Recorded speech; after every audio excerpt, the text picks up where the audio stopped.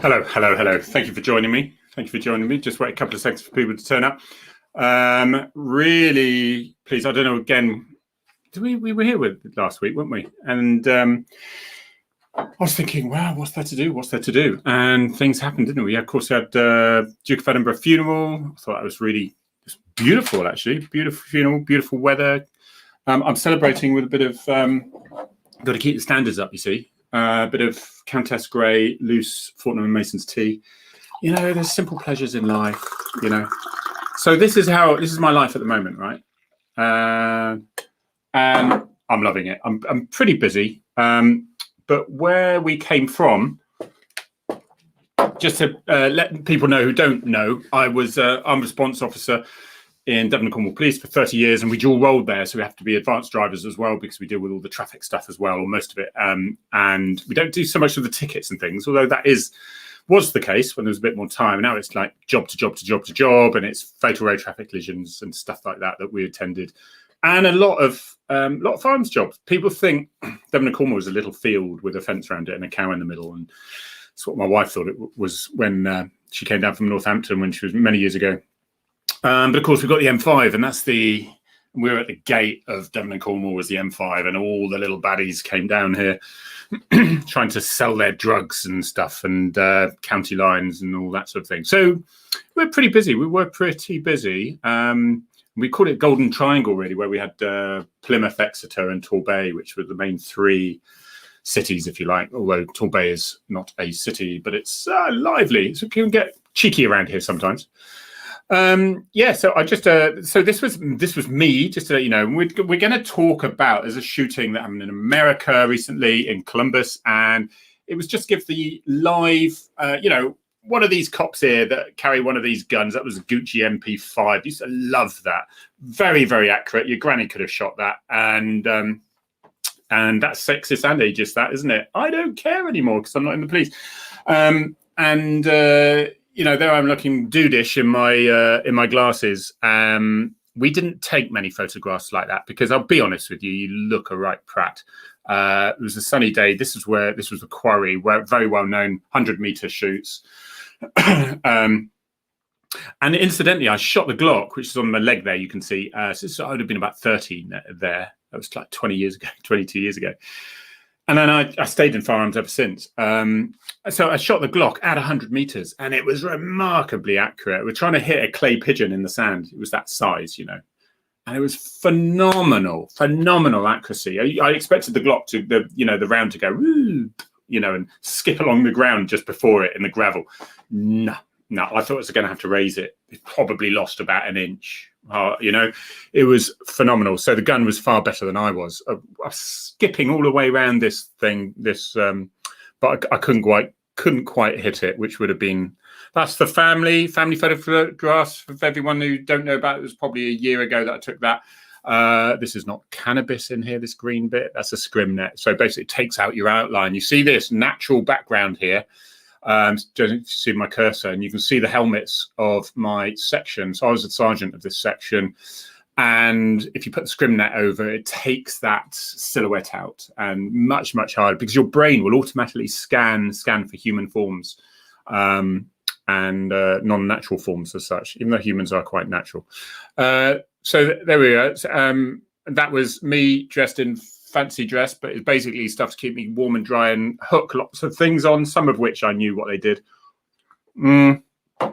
Lots of stun grenades, smoke grenades, guns, bullets, stuff you can never. Torches, first aid kits there. G36, that was knee pads, because it's, after a while it can get a bit teasy on your knees, especially when you were nearing late 40s. Shooting till 51.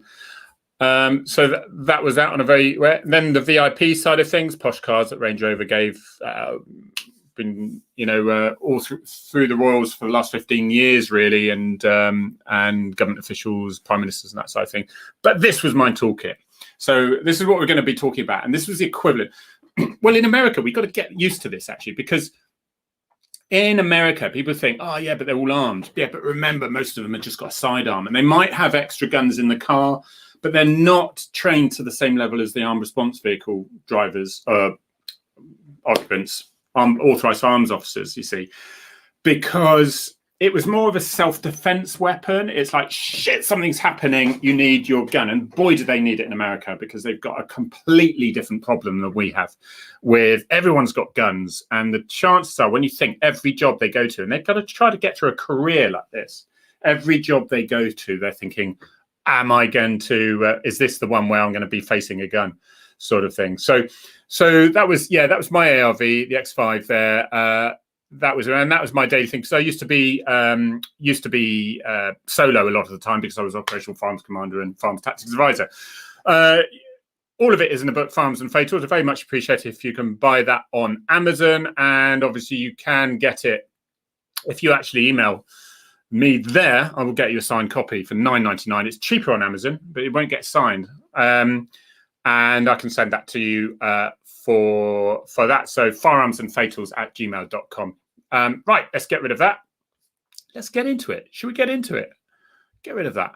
Right, here we go. I came across this video. I can probably do a few of these now. You know, where you are. Tim Davies is very good. If you haven't watched him, fast jet pilot. He's FJP, fast jet pilot, Tim Davies. Look at him on YouTube. He's a lot of fun. He's extremely experienced tornado, etc., instructor, and he's left and he's doing great stuff, great YouTube stuff. And he said, Harry, you need to do a few more of these. These are pretty good. So I'm going to try it. I'm going to test it, see what it ends. So this is the incident we're going to talk about. Thank you, 27. Hi, people, 27 live people. And then after this, I'll be getting some comments afterwards. But after this, it is available on YouTube whenever on the Harry Tangye YouTube channel. Thank you very much, Robbie. Oops, there we go. Evening, Robbie Fryer. Thank you. Loving Firearms and Fatals. It was a bestseller. I didn't do it to sell, and I did it just as a memory sort of thing of 30 years in policing, and a few home truths there. I was remarkably honest in it, which to much people's surprise. Right, let's go on this thing here. I'm going to show you live time. Right, so you're a copper, right? You're a copper, and you are in your car, and you're going dun, dun, dun, dun, boring one. Is it am I going to get a job, or you've just been to a domestic where it's been quite high level. High threat, you've arrested someone, you're taking them in, and then bang, are you available? You've got a job. There's disturbance, and we've got householders saying that people are threatening them with knives. Okay, so this is immediate. It's a 999 call or a 911, and in a terrible American accent. And you're on your way. Now, you're on your way in your car, and you might be on your own, or you're probably double crewed for Message of the World. And you are thinking now, so I want information intelligence. Okay, I'm going right. So the controller will be going tapping stuff, Facebook, Twitter. No, they'll be tapping on there, and they will be saying they'll be looking for intel. So they're looking right 999 number. It's come on a 911. In this case, come on that phone number. What do we know about this phone number? Because all those phone numbers will be linked. So if that phone number, even if it's sold and rare nowadays because they tend to break, don't they? We can track to see what other calls have been made with that phone number. You can actually track it, of course, if it's a listed, if it's not pay as you go type thing. And so, what's it been used for? And you tend to get a sort of theme, a bit of a theme. Okay, this person's called a lot, and tends to be mental health. By the time we get there, calm them down. It's not quite as it was. You'd never treat it like that. You treat them as you would as if it was your first time. But it's nice to bear in mind, oh, hang on a minute. This person lives with somebody who has got a 7-year conviction for GBH with intent, and he was kicking off the other night. That's quite useful information to know. And control room will automatically do that. We won't need to ask for it. But if sometimes we think, there's a few gaps here, can you just do a bit of digging on this? Okay. If there might be a vehicle attached to it, do a registration, driver, insurance, who's insured for it, and looking in the intel to see whether that's something. And this is happening whilst we're driving along, woo, woo, woo, woos. And while you're thinking, you're driving and trying to avoid causing more problems by running people over and crashing into people, because that would be bad. So yeah, I'll get a few quick questions and go into those afterwards. So So here we go. Let's play it for real, live time, and then just see what happens. So you turn up at the scene. Hopefully you'll be able to hear me still. Let's get this on. Okay. I'm just going to go through that again because that was a little bit quick. Okay. Here we go. Let's get that. Let's get it to about here. Let's play. Right. You got out of the car. And this is what you see. What are you seeing? A bit of a bundle there. No, there's no fights going on. Casual on this side. Whoa, what's happening here? Ouch. Oh dear, it's over.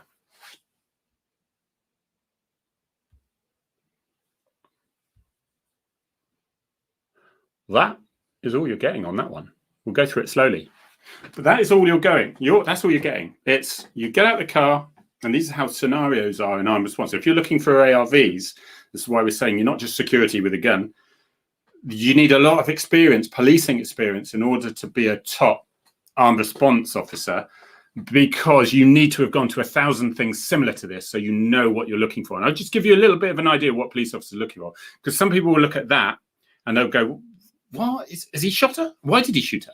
You know, because it's all very, very quick. Let me tell you something about body cams, first of all. Body cameras are not purposely not set for hyper high definition screen and pixels. All right, there's a good reason for that, because I would be quite at a disadvantage if I was at an inquest or a court where I'd shot somebody and I said, well, I thought I saw a gun. And he pointed a gun. He said, he pointed it, and I shot him. I had no choice. And then the super high definition camera comes out and you can see it's a water pistol with a big pink end to it, you know? So they're set at roughly what your eyesight, I think it's probably in translation on the screen and coming here, it looks even poorer, but the body cam will be set at what your eyesight can see. And there's a purpose reason for that. Good reason for that. So we're going to go through this slowly now, this time. And the point I want here, is 346. I've noted it. And go through it and actually saying what we would do. Okay, coming to the scene and going, actually, let's have a look at this from the start. Right. So I've come out and I'm going to stop it a little bit every now and then. Let's put it on the big screen. Right. Turned up at the scene. I'm out of my car, the City of Columbia. And what have I got here? Right, let's push it a bit further forward. Right, me personally now, going on the information intelligence we have, so we know that there's been a disturbance enough for somebody to call this 991 or 911, or in our case, 999, of course. Then, so you're looking at a number of people in the center of the field there. Center of there, you've got a couple of parked cars. You've got people cars there parked. That I think that one is. Main road goes down and you're looking, as you're approaching with something like this, it might have come around from the back from a barbecue. I'm looking over to the right-hand side there as well, just to see if things are. I'm scanning that. I can see that's clear. Right. So I'm coming out now. Look at these. As I'm approaching now, I can see two people here, very calm. These are a bit more, they look quite calm. So at this point, I would personally, I'm a bit posh when I talk to people because I personally find it uncomfortable. I'm quite well spoken, but I say, ladies, gents, everything okay here? Really just trying to bring that tension down. If you go in like, what's happened? What's happened? It really keeps the tension up. So you really, even sort of in an almost sort of over exaggerated form, just chill it out. It's like, yeah, it's anything going on here, now let's have a look. Approaching further, and you can see the two people on the left, the one in pink, and the group. Nothing really else is happening here. I'm looking at the hands, and I'll tell you now, there's a dog in this girl's hands, a small dog. If you can't see it on the screen, take my word for it. There's a small dog there, and you've got another person here. Look how upright they are. There's no sort of aggressive stance here. All right, there's no sort of, it's like, there's no sort of carpet under each armpit, those like, you look at their face, it's tension, it's that aggression, it's that, or the usual white flabby belly where they just rip their shirt up. And in the old days, that was meant to show their strength and their pectorals and where they are, and muscle. Now they take it off and go. It's not quite so effective, is it? But they seem to do the same thing all the time. So right, so let's go forward. No, right, look at that. Hands up. He's got his hand up. So he's actually doing. So he's going, all right, just stay there, everyone. Just let me see. All right. He's not going.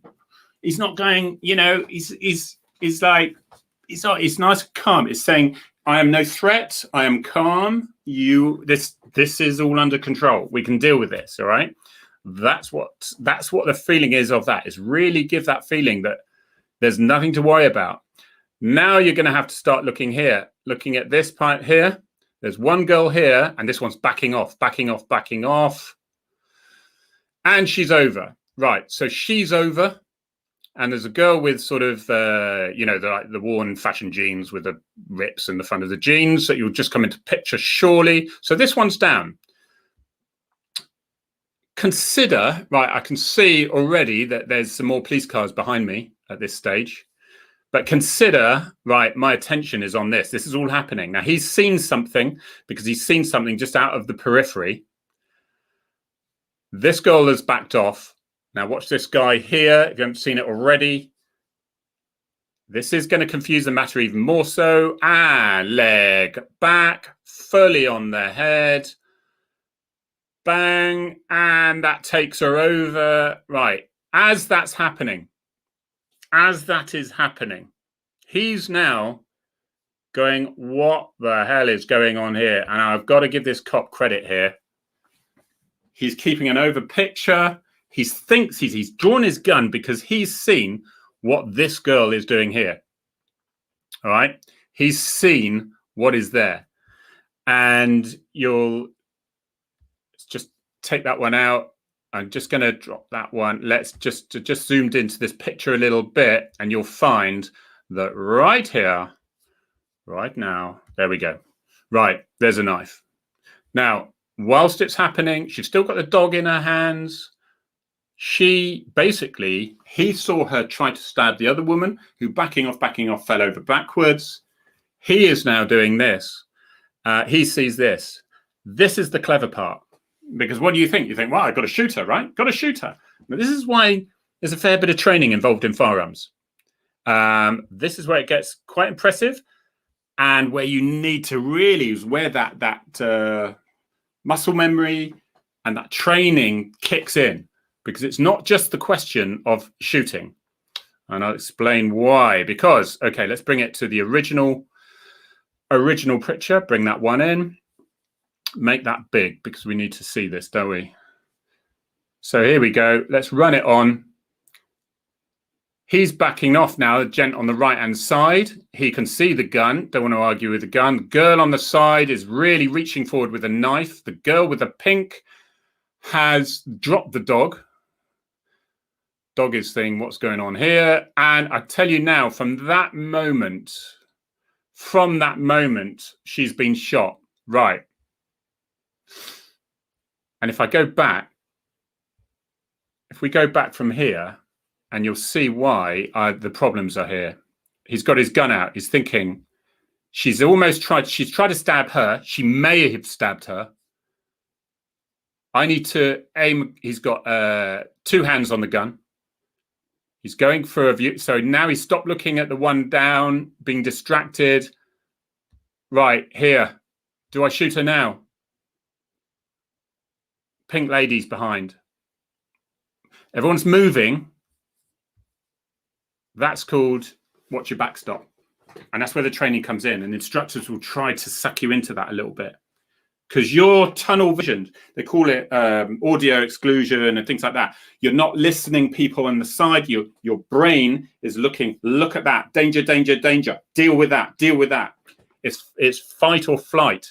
And you can see just to the left of there is another person there. Now, with a Glock, if you just slightly snatch your trigger, snatch it 3 millimeters of your Glock, of your foresight, the front of the gun will move 3 millimeters that is several inches at the other end, depending what distance you're shooting, yeah?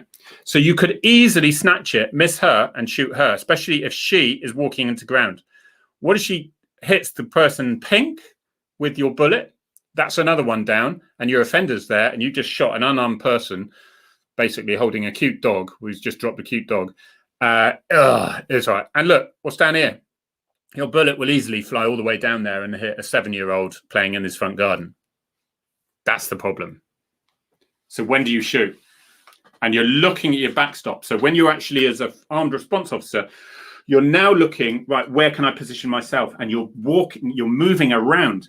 And the trouble with this, if he moves over to her, first of all, he's got somebody who's trying to kick the head of some girl who could easily be hemorrhaged, unconscious, long-term injury, or even death. Easily. It's what happens at nightclubs when these yobs come out and just punch someone for no particular reason, and they end up quadriplegics or never waking up. So that is vicious. Luckily, it's all on camera. It'll get done quite brilliantly. No problems at all. I'm quite sure of it. In this country, it'll probably get a little bit of community service. In America, it'll probably got life and a death sentence, probably, the way it goes. So, okay, so we'll just move it on. I'm being facetious here. My mum always said I was facetious.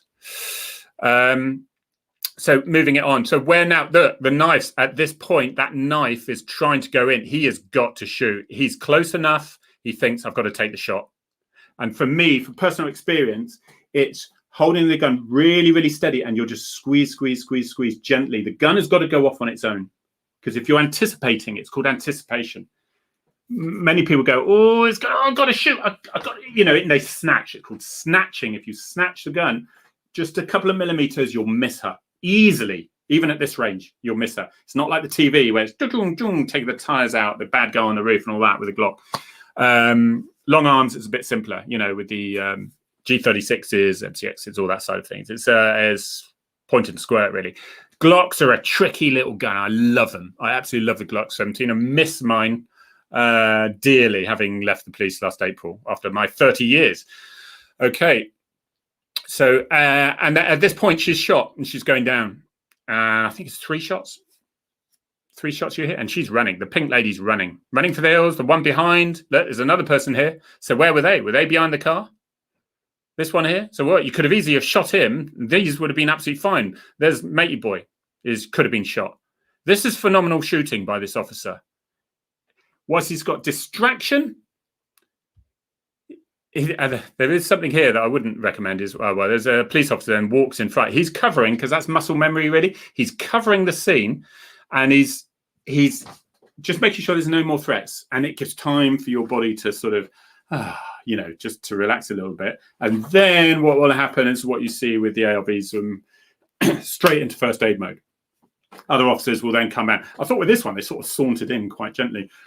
I mean, my colleagues and all that, they're in there straight on top of it. It's because with these officers, tend to have a lot of experience, but the training, the difference is with armed response vehicle occupants like AFOs, authorized firearms officers in ARVs, they're going to job, and then they get 4 days training every 6 weeks, and they're scenario. Well, even on traffic, they don't get scenarios. Frontline police officers, they don't get scenarios after their training. They get a bit of officer safety training scenario, maybe, but not a lot. Cup of tea here, guys, sorry. ARVs get a lot. So they're really, really professional, because instructors will always be looking at, and that's why I think I was particularly impressed with that. Because if you carry the gun but you don't use it, they bring them out quite a lot in America, don't they? But even American cops don't shoot people every day, basically. And wherever you might think these extremist groups like to think that, say, but that was a good shot. Really, really impressed. Did they have a choice? No. Mainly, he could have stood there and thought, I can't take this shot, and she would have been stabbed in the throat and whatever. And she could have gone on to someone else. What, she'd stabbed the first one that went down, and then she stabbed the lady in pink. There's nothing stopping her from carrying on. She's clearly lost it. So in this country, and it'll be similar in America, but we have common law. Common law is you have the right for self-defense, or even to protect somebody else who's imminently going to be in danger. So it would be common law, but it has to be proportionate necessary? Is it necessary? Yes, she's going to kill someone. It's necessary. All right. Is it proportionate? Well, you know, there was no communication able to be done, because by the time you'd said, "Oh, I say, would you mind stop doing that?" she would have killed her.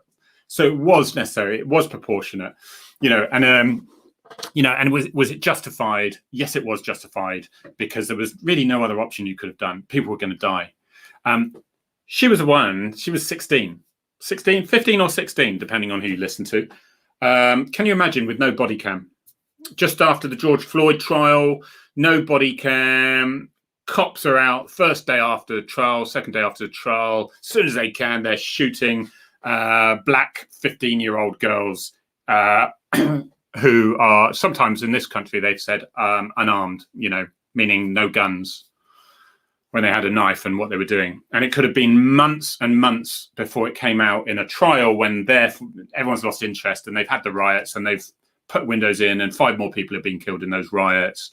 This is what happened. So the key thing here is so soon after this incident, I think it was 1 day or 2 days, the chief of police is running people through the fast line video, and then, just as I have with you, really, without going into so much detail and showing the officer's side of things, but saying, look, this has happened. And he's saying, you make your own decision now. He's saying, like, now there's going to be a thorough investigation, whatever. I'd be surprised. How all the comments are like, well, what choice did they have? Quite right. What choice did they have? It was a really, really brave decision to shoot from the officer, because in the back of their mind, they're thinking, could I be going to prison? Because politics is cutting in now. And it's really worrying. I think even the Met, sorry, Met, your officers are absolutely superb. I cannot fault them. Of course, you've got your odd one. But there's too much politics up there now. There's bosses high up. There are some bloody good leaders. Dan Ivey, for example, what a top leader. He's like a commander up there, I think, or near enough in the Met now. What a top leader. Says some real good leadership stuff, does some good leadership stuff. He's a good cop up there. There's too many who haven't spent enough time on the front line, who have gone up the ranks, and they're really trying to appease those who shout the loudest, but have got least to say, quite frankly, which is the worrying side of things. Let's answer a few of your questions on there. Remember, you've got Section 3 of the Criminal Law Act as well. Any person may use such forces as reasonable in the circumstances in the prevention of crime. So you've got that to defend someone. Just remember, with all our laws, it's that J plan thing. The cops will know this, especially ARVs, but all the cops should know this. Is J plan? Is it justified? Is it proportionate? Is it lawful? Is it administration? Is it audited? Such thing? Yes, on a camcorder sort of thing, or you write a thing up afterwards. And is it necessary? Those are the things that are put aside. Those are how you can put that aside across any law, and you can see whether it was appropriate really to act in that way. All right, so it's pretty, and therefore it's quite simple. And you've just got to remember to keep rotating that information intelligence as things change. Because if you're driving along the car, and they say, oh yeah, can confirm 100% there's a water pistol and there's and there's a rubber knife, they're running around with a rubber knife, then that sort of brings the threat level down, and they're just playing and things like that. And it wouldn't be justified to shoot someone and say, what if it wasn't a rubber knife? Because the chances are, if you know what I'm getting at. But that doesn't mean you believe everything and you go on the side of caution, of course. But okay. Hey, right. What are your opinions? Okay, thank you, Ollie. What are your opinions about people wanting to become SFO? And did you ever want to become? No, I didn't want to become a specialist firearms officer because ARVs have far more fun. You get less live jobs if you're an SFO, but they tend to call you when the wheel comes off for the SFOs, especially if it's a pre-planned job where you're doing warrants with very nasty people. They'll call the SFOs, which leaves the ARVs free to roam and go do the spontaneous jobs. But when you think about what spontaneous jobs you get, they can be very exciting. So I got more than enough excitement in the ARVs. And there's lots of downsides. There's lots of... I would help the SFOs on a few occasions when they needed some cars in there as well, and they didn't have enough. you know, if you've got several scenes and they've got locations they're going to, and they'll say, can ARVs deal with that one? It's too much waiting around for me, to be honest. Paul Seabrook, you're a star. Thank you so much indeed. What, you mean this book? I hardly ever mention it. On Twitter, if you follow me on Twitter, Harry Tangye, just, yeah, will come up. They do take the mick, but I said, oh, you do. Did you write a book? Right. Okay. Shocking to see today that the Home Office are looking to go back to stats-driven policy. What's your opinion? Do you think the current Home Secretary is fit to lead the police? I don't know. I think she showed some really good leadership stuff. I think the government is in a bit of disarray. Who would I vote for? I have no bloody idea. They're all as bad as each other. It's, you know, which foot would I like to shoot myself into if I had to? You know, my left or my right? Which is going to hurt less? All I know is that the police aren't getting the backing they should. They say, oh, yeah, we're giving you all these police. They destroyed the police, the Conservatives, of different people in the past with Theresa May and whatever. So this is why we're in the mess we are. They go, oh, we've got 6,000 more police and whatever. All the experience. I mean, I left last year. So you've got all the VIP, the firearm staff, and the day-to-day. There's nothing they couldn't send me to, and they did send me to. You know, I was going to domestics in my last week. So I'm not above any of that. And yeah, I went because there's a life outside, and I wanted to enjoy my life. 30 years was enough, and it was time to move it on to the younger generation. And I would recommend people join the police without a doubt. But, you know, you've really got to save your sanity still and remind yourself you can't save the world, so don't even try. You know, you can't change the world even. So yeah, to answer your question about Priti Patel, I don't know. I mean, how much can you change in a government if you're one person on your own trying to change the rules? Lots of strong words, no nonsense stuff, things she says that I think only she can say, and it sounds really good. And then, yeah, targets. Well, the wheel goes round. They want targets for the more serious crimes, but then what's a serious crime? And you'll get mission creep where they bring other things in, and before you know it, to sort of list what they call targets and all that sort of thing, it will just mean that they're going for the easy option. It's a natural thing. We're a bit low on this. Can you get some really, you know, easy jobs to get when actually there's more serious, awkward ones which take far more resources, which need to get done in priority, but they haven't got the resources to do for those because they're all doing the cheap scores. You know, if you see what I mean. It's, for example, it used to be targets for crimes. Drunk and disorderly wasn't listed as one of those for the targets, so we were asked to actually arrest for Section 5 public order. Because it would get it on the stats and you would get a positive for that. It's silly. Why? Doesn't matter.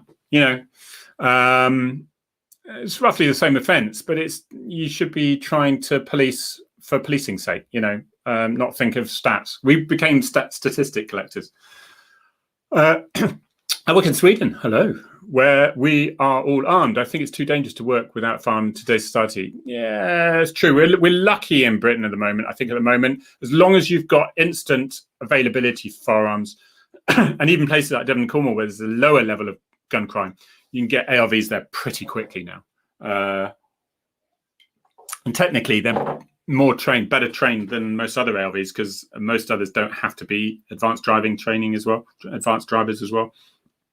Because we're dual rolled, we were dual rolled with traffic. So you had to get from A to B, 140 mile an hour, bang, serious road traffic collisions, and they would have the expertise to deal with them if they were fatal and things like that. Okay, next one. Hi from Northern Ireland. Northern Ireland. A lot of respect for my Northern Ireland colleagues. Brian, I hope you're keeping your head down over there, mate. It's gone a bit silly, I know. I hope it all calms down a little bit. Fear for those police officers in Northern Ireland. Just if you're into social media, have a little look over there what's going on, because they don't get reported over here as much as they should do, and they're going through hell, those cops, especially out there and locals. So always good to keep an eye out, isn't it? Thank you, Gareth. Hello to you too. Okay, Justified. I think that girl was about to kill. Yeah, I think we could come to that, but it was more on the reasons of why that backstop business and why you don't just go, oh, they're trouble, bang, bang, bang, bang. Because when you're on the armed response side of things and you do the scenarios, you might think, you know, oh God, I shot a hostage and a passerby just behind, sort of thing. You know, these things are, you'll never do that again. Those are the scenarios with cardboard cutouts, you know. Here we go. Right. What's the time? Oh, okay. We'll be ending this soon, I think. See, John Goodman, he's a cheeky. I had a cup of tea with him down in Newquay a couple of days ago. So the good thing is, John, I could absolutely abuse you right now, and there's nothing you can say about it apart from in the comments section. But I can't, because he's a lovely man. Okay, this was good. Do you think the Firearms Act goes too far in defining weapons? The idea that any object that could be fired in self-defense is classified as a weapon feels like it takes it too far. It doesn't matter. If you can say for example, a bad guy ran by and dropped a gun. All right, so the gun is there, and you're not in possession of it. It's there, and then somebody is coming out, and you've got that scenario with a knife. Lawfully, you're able to pick the gun up because you were not unlawfully in possession of it, and you can shoot the person dead because you are acting under section 3 of the Criminal Law Act that I've just said, and you're acting under common law. Okay. Very unusual circumstances, I might add. And they'd say, why was the man running by with the gun at the time? But just say big armed robbery or whatever, and then this thing. So do you see how it is with the law? It doesn't matter how you do it. You don't have to do it with a lawful weapon. But if you think you're going to carry a weapon around just in case you see self-defense, then you are committing a very serious offence of being unlawfully in possession of a firearm. Do you see what I mean? Pepper spray and taser all comes under the Firearms Act. So they are technically section 5 firearm. So don't get confused with that as well. So I think it's sensible. It's about right. Right. Didn't see him cock his firearm. Okay, as on SOP, to always keep around in the chamber. Yes, it's ready to go. Yeah. So yeah, mine in the armory before every shift, load of magazine, rack it in the holster, safety on the holster, several safety mechanisms in the holster, so you can't just walk by and take it out of the holster of a police officer. And if you tried, you'd probably feel very dizzy afterwards, because they wouldn't take it very lightly, and they would consider that you only had one intention of stealing their gun. So I suggest you don't do that. It might be the last thing you ever do. So yeah, you don't have to point the gun and rack it, and because that's time. Yeah. And with a Glock 17, you see the standard black Glock that you see people have if you're not into these things. There's no safety and no external safety on it. So it's literally point, squirt, bang. And it's bang, bang, bang, bang, bang, bang. Each pull of the trigger, bang. You're right. That's semi-automatic. Would be automatic. There we go. Very useless information for something you don't need to know. I'm not bothered with, no doubt. How do you find being an ARV as well as traffic? Do you not think those two niche departments should be kept separate? In an ideal world, yes. In an ideal world, yes. But firearms officers, traffic officers, response officers, police are an expensive commodity. Therefore, you can't have them driving around waiting for the next terrorist act. Now, in London and Birmingham, the chances are they're going to go from farms job to farms job. Then they're not all shooting out the window type jobs. They're, most of them are so in a car, being spotted, believe they've got a gun. They are known for previous firearms or violence and whatever. It's going to be a stop check on that car, search for weapons, that sort of job. Okay, all ends without any issues, and that's sort of the end of it. So that's sort of how it plays. And the same here, we get quite a few of those. So it's not ideal. And we say, well, what if you're at a fatal and you get a firearms job? Well, you stick a cone by it, have a PCSO looking after the whole road, because basically it should be pretty much cordoned off, or local bobbies come in, usually local response officers. They're some of the most experienced people there are, because they're dealing with everything. They don't have specialisms as such. They can have within there. They can do interview specialisms and lost person search and all that side of things. So, but not being funny, fatals can wait. Putting it bluntly, putting it abruptly, the dead are dead, and there's nothing you're going to do by hurrying up at this stage. If serious injury, you've got you can put a real skeleton staff on there. Bad choice of words. To sort of monitor. Could be PCSO, no problems at all. because they will know how to just scene manage, just hold the scene to stop people wandering in, and they can delicately ask if they would not climb over the tape and into their scene, and then go off and do the firearms. It only happened a couple of times, and it was dealt with very, very well.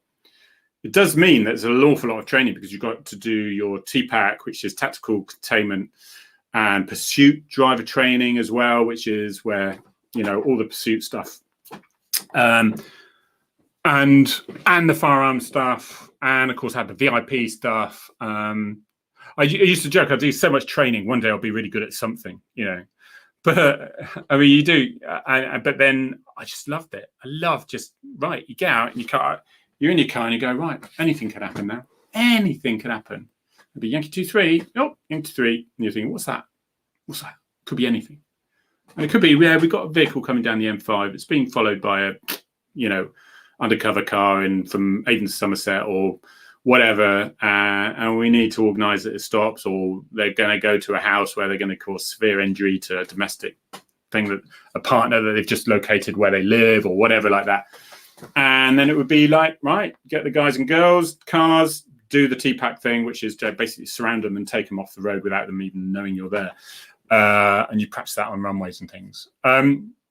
You've seen them on TV occasionally, I think, with these car show things like car show things. I don't watch them. It'll be like putting in 9 hours overtime for me, you see. Can I comment on the Chauvin trial and your opinion? Yeah, I haven't followed it all the way through, to be honest. Hardly at all. I thought right at the beginning, very interesting how all the footage doesn't come out. So I think everyone, my opinion was, he didn't go around looking for a black guy to murder. There's no evidence to show that. When you look at the charges that he was charged with and found guilty of, seems to me to be more like manslaughter in our language, but it's murder, it's murder count, 2 or 3 or however they describe it over there on these different levels, and it's manslaughter and that sort of thing. So it's all about intent. If it was murder with intent, but if you're so negligent as to what you're doing, they obviously found that whatever he did was negligent enough that he ended up dying.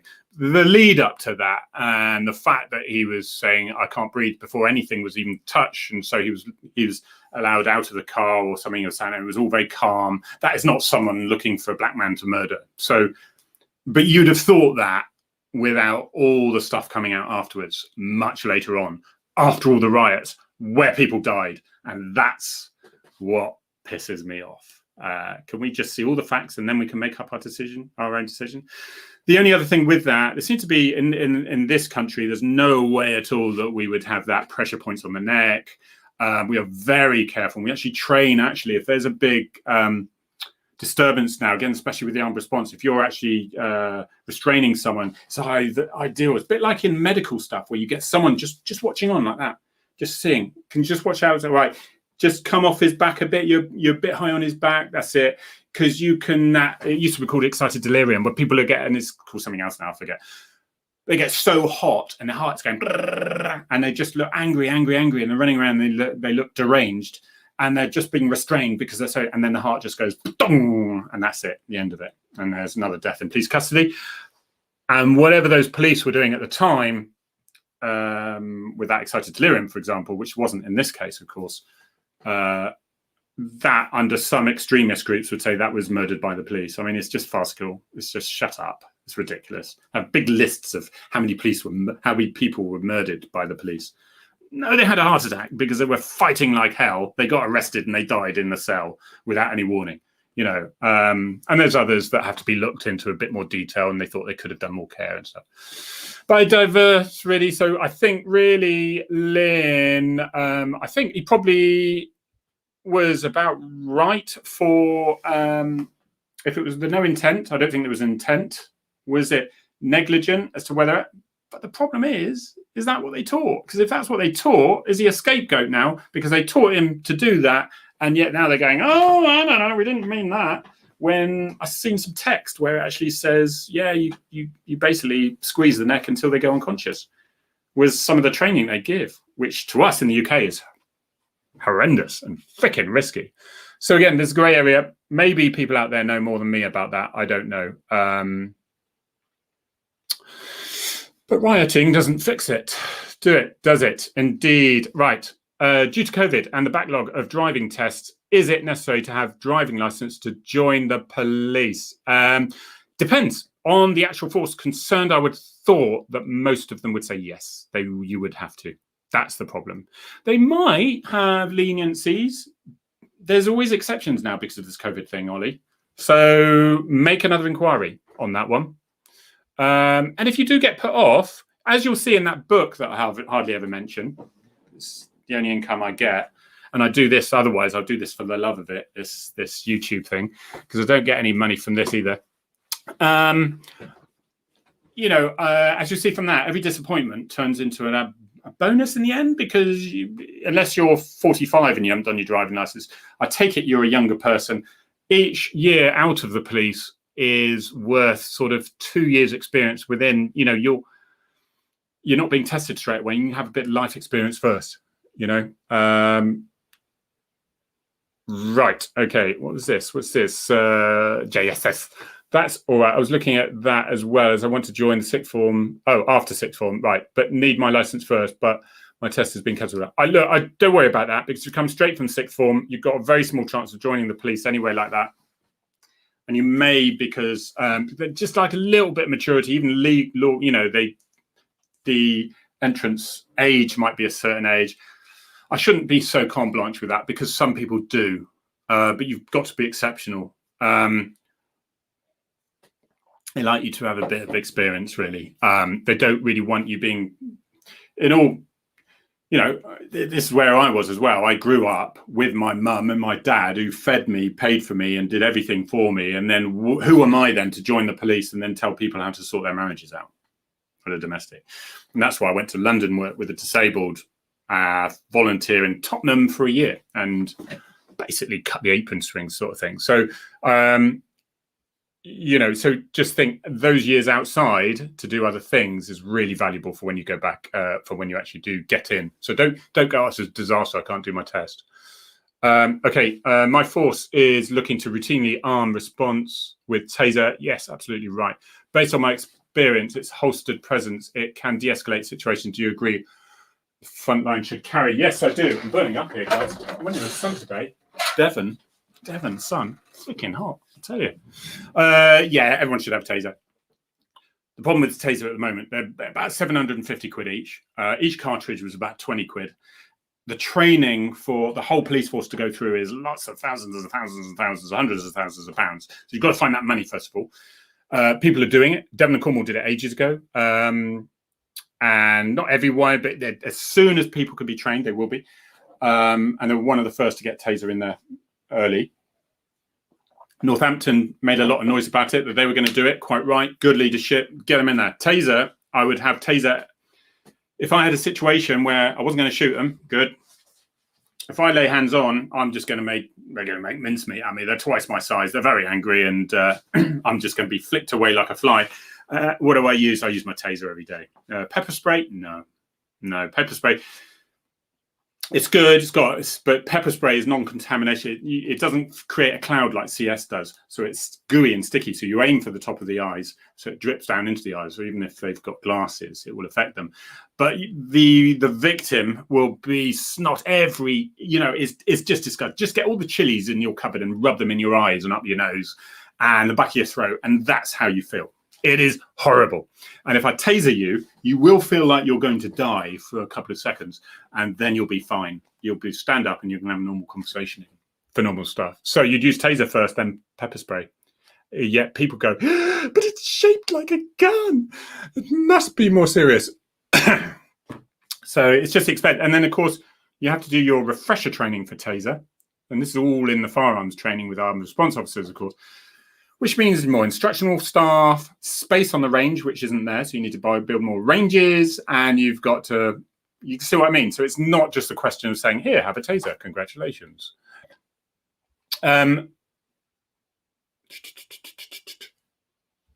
Here we go. Yeah. I think I wouldn't worry about too much, lads. I'm going in at 28 and feel very happy for it. Life experience is very important. It really is. And there's a story in my book that I hardly ever mentioned that I went in and I basically had to lie once.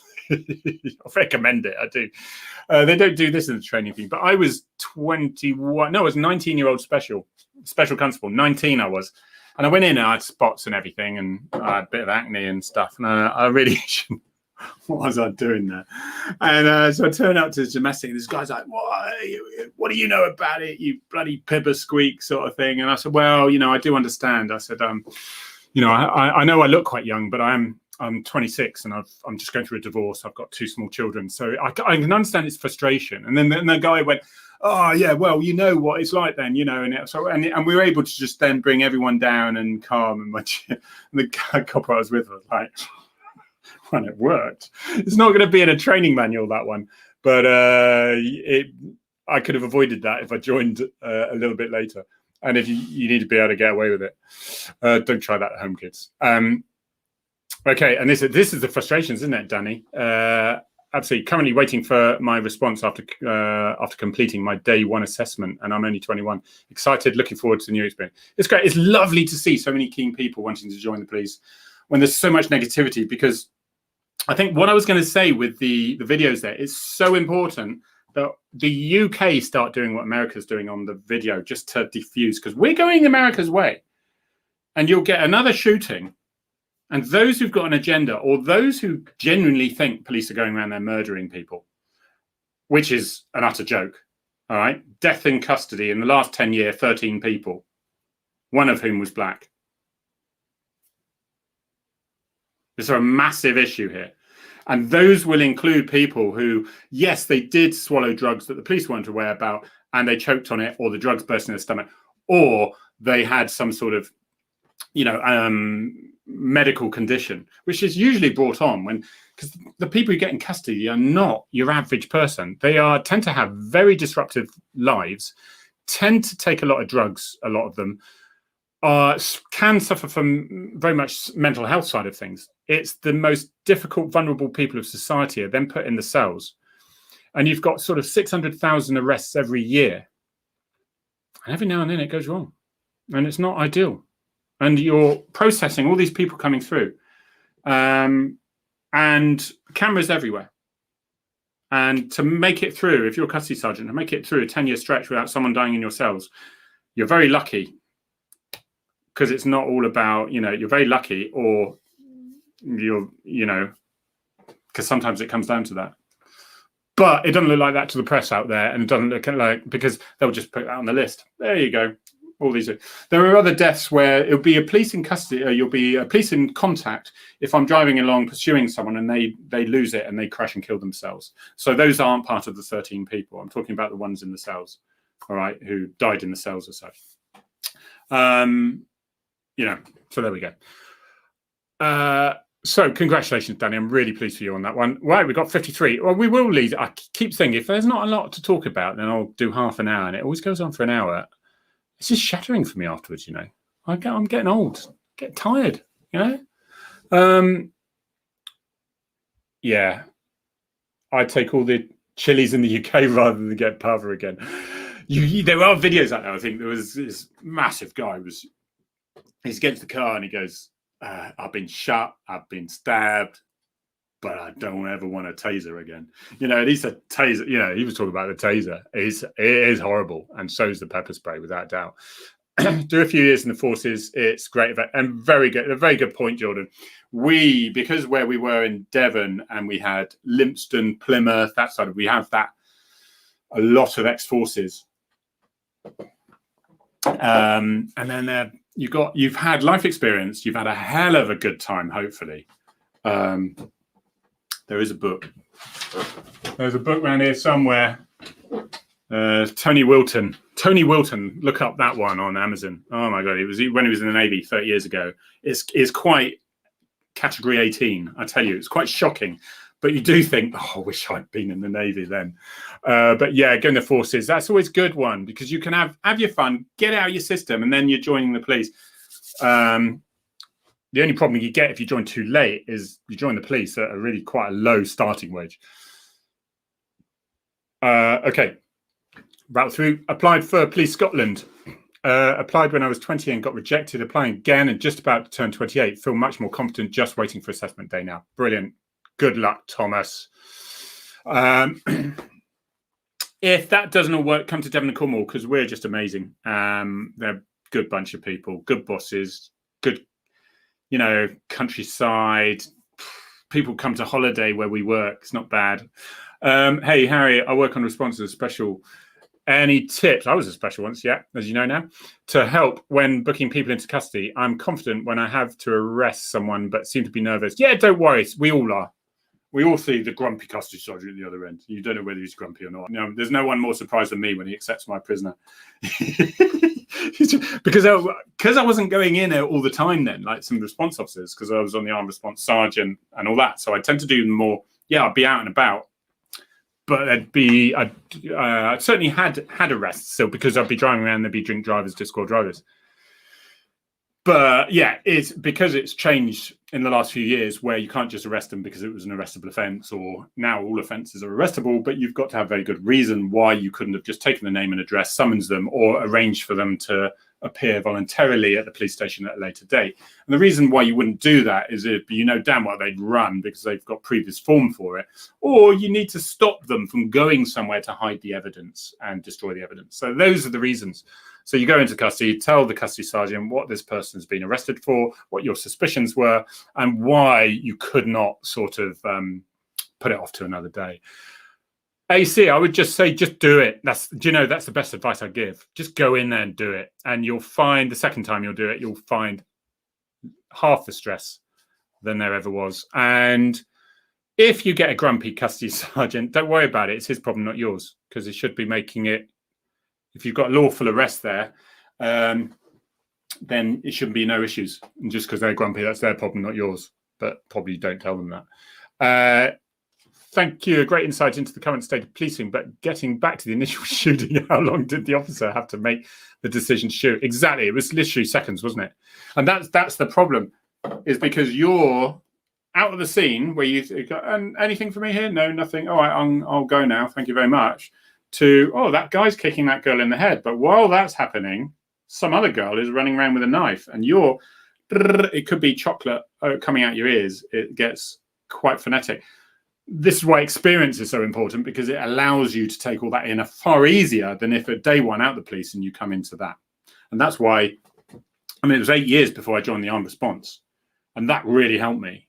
And I think with younger cops, especially in the Met, I've got even more numbers of young cops. I think some mistakes are going to be made. Nothing against them, terrific people for doing that, but we need some maturity in there. You need to stop the leakage of cops fleeing the police like I did, sort of thing. Yeah. Well, I've caught, there's photos of me on the internet with swans, carrying swans that I just found. So it appears you ever chased and escaped swan. Yeah, Thomas, I have, and there's photos to prove it. I used to be unofficially known as the swan liaison officer because they're just a big chicken, lots of feathers, tiny bones, and they would not break a man's arm like the things say. I think we'll leave it there. I've already read Farms and Fatals. Thank you. Jordan's just mentioned the book I hardly ever mentioned, so I'm glad you brought it up. Yeah, and you can just make sure you can just email on this one if you want a book, signed book, present for somebody, anything interested in the policing. But it's not, it's the funniest, it's the saddest, it's the most stressful parts, it's the best bits. And if you're just about to join the police, it's an ideal book. If you just left the police, you'll recognize a lot of the stuff. But hopefully it's done in a reasonably nice manner. Thank you ever so much, everyone. Please subscribe to this channel. I rely on people subscribing to this channel, so please do that. And if you don't watch Saturday, 4 o'clock with Finn's Law, is Dave Wardell. I got a joint YouTube channel, 4 o'clock. It's called Frontline Chat. Frontline Chat. Frontline is one word. And search for that YouTube channel, and we've got Devon Cornwall Police Divers on that in a discussion, bit of a chat, and chill out 4 to 5. We'll see you there, hopefully. Thank you very much indeed. Missing you already.